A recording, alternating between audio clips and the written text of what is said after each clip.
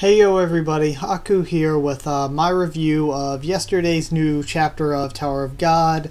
It was chapter 274, which was season 2 episode 194, and pretty sure it was the Dollar Show 22. And of course I'm going to go through it, give my thoughts on each part as we break it down, then I'll give general thoughts, and then I'll give a score. And honestly, this one started out in an interesting way to me, because we started out at the title card, which I believe we've done before, but it's not that often in Tower of God. And I'm not sure it was the best thing to start on, and I'll get into that later, but it wasn't bad. It was just I found it interesting. So directly after that, we get a really nice panel of Bomb and his friends, his team, and that led into a really cute and funny conversation involving Rack and the new girl. I'm just going to call her Albelda for now, even though it's not like technically fully Albelda. I'm just going to do that instead of saying new girl or that clone every time. Until we get a new name for her, I'm just going to say Albelda. Now, though the power that Bomb had to defeat Joaquin and all that, though that all disappeared, apparently he still has the vengeful spirits inside him, so that power can come back, or maybe he can tap into that power at some point later on. And honestly, I'm not sure how I feel about that, because like, Bomb's a main character. I want him to like be strong and climb the tower like of his own power. I don't want him to like have to rely on the thorn or have to rely on this vengeful spirit power. I'd like to see Bomb himself, like, I don't know, I want to see Bomb himself and his own power shown off and developed, not just give him external power-ups. So Albelda pretty much thanks Bomb for sending Joaquin flying, and Daniel shows up, so she tells Daniel that like all the original personalities that made up her, like the original Albelda or Rowan, or like all those other millions of souls, I think it was like millions of them, maybe close to 1 billion, like all of their personalities are essentially gone by now, like they've fully assimilated into one being. And what this pretty much means is that there's no getting Rowan back. No, the original Rowan coming back. It's impossible, and they were just lying about being able to do it. Or at least the new girl clone, Albelda, whatever. She was lying about being able to do it. No clue about Joaquin himself, but I doubt he could do it either if she can't. So, yeah. And then we get the sad, of course, feelsy moment where Daniel confesses his love to Rowan to her, and we sort of get that tied up a bit. And then we cut over to Joaquin, and we get his flashback, his past, and it was so good. I was so hype. Like, it was so good. Like, little Joaquin was so cute. He was so adorable. And Hone and his guards looked amazing. Their designs were really awesome. Oh man, I'm so excited. Like, they were so good. And like, even though I did know that Hone was going to like be in this, it was still like crazy. I was so excited. Like, I can only imagine if that would have like blindsided me, and I would have been like, what the hell, Hone? Like, man, it was really good. And I liked the conversation a lot where Hone shows the altar of their clan. He shows this big altar to Joaquin, and like, he pretty much tells them like, this clan, this family, these people, they worship me. I am the height, the pinnacle, all of their sacrifices, all of their blood is what forms my power. And he's like, and if you want to become part of that power, you'll just die and be part of it too. As long as you're in this, as long as you're in the REA family, as long as you're like with the rest of these people that worship me, you'll never be able to surpass me. And a lot of people were like, whoa, that's such a dick move. Is Hone evil? I don't quite think so, because I think that like, I think that's sort of truthful. He was just telling him, you know, if you want to achieve your dream, you can't stay here as part of this family because there's no possible way for you to ever achieve that dream.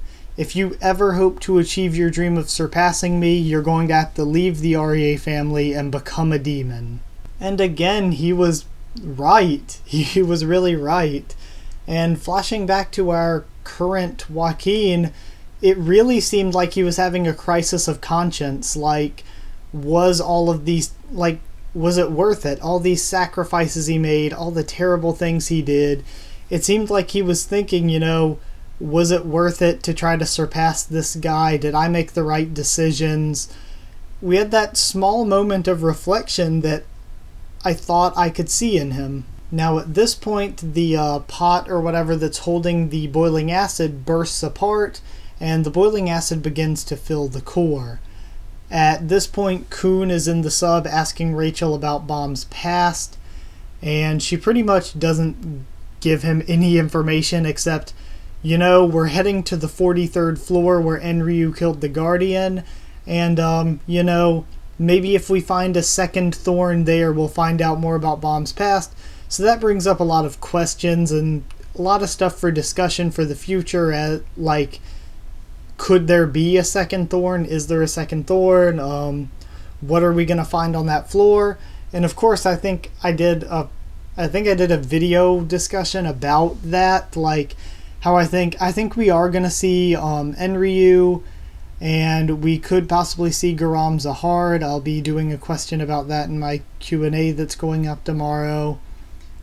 Things like there's things like that, like big characters we might get to see. I think the 43rd floor is going to be a very long arc, especially seeing how this ends, because Uraha then jumps in and she gets Rachel and she gets Joaquin and they teleport out of there, and seeing that they are going to persist as antagonists here, and they're going to continue on into these next floors.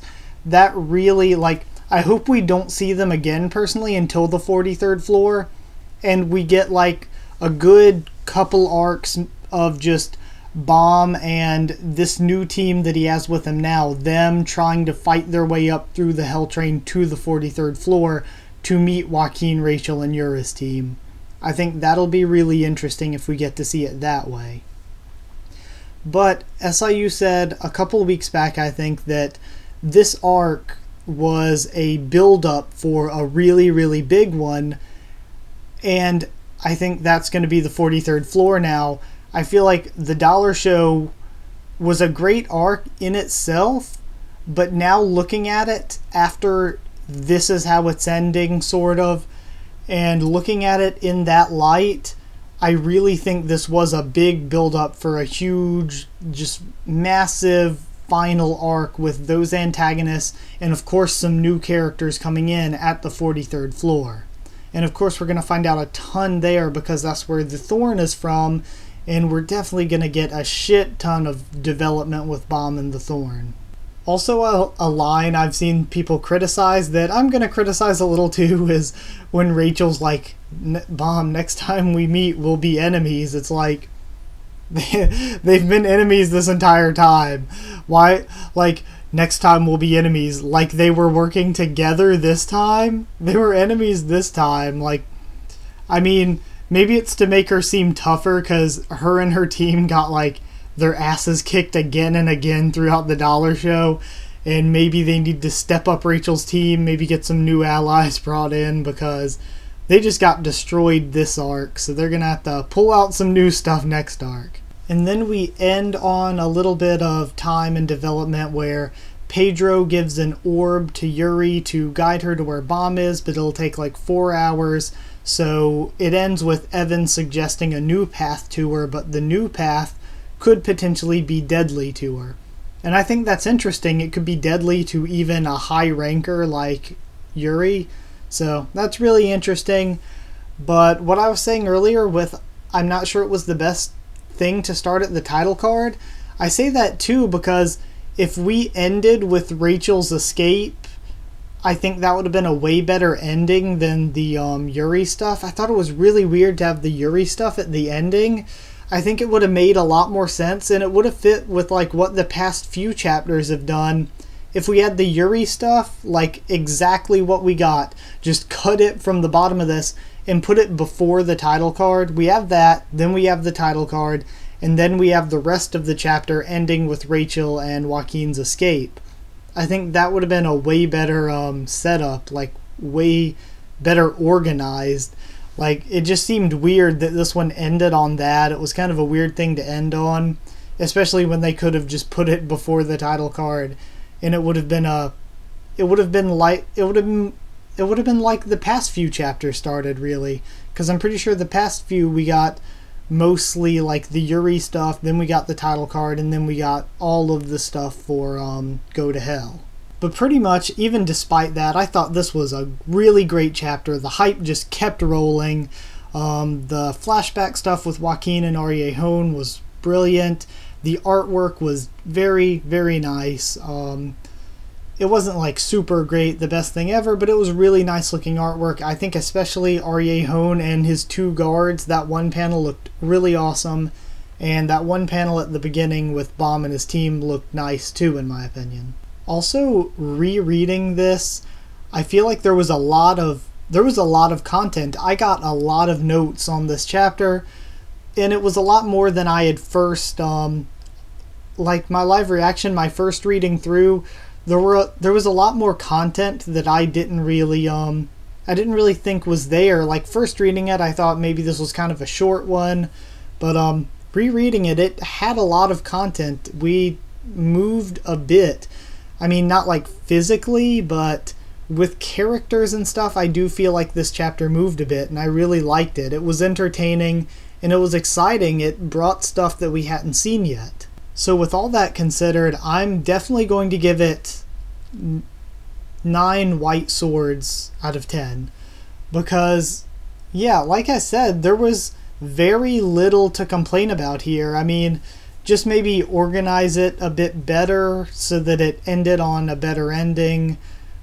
And really, that's not even much of a complaint. I don't really have many complaints about this chapter. This was a good chapter. I enjoyed it. I enjoyed it a lot. And it definitely deserves a 9 out of 10. That's kind of a high score for something where not many big events happened, but it was still, I think the development and stuff like that pushed it enough for me. So anyway, guys, I really hope you enjoyed the video. I thank you all so much for watching. Like if you did like it. Comment down there. Tell me what you thought of my thoughts and what you thought of the chapter itself. Subscribe if you want to. Subscribe if you want more Tower of God, The Walking Dead, One Piece, and a bunch more. I do at least 3 videos on each every single week. And this week, there's no One Piece chapter, so I might be a little bit light on the One Piece content, because it's kind of a busy week for me too, like, stressful week. Sorry, getting distracted here. I'm not going to rant on about whatever. So, thank you all so much for watching, so very, very much. Follow on Twitter if you want updates. I tweet out whenever I'm posting a new video, or if anything has to be pushed back or anything like that. So, I do sincerely thank you for watching for the millionth time, and I'll see you all next time.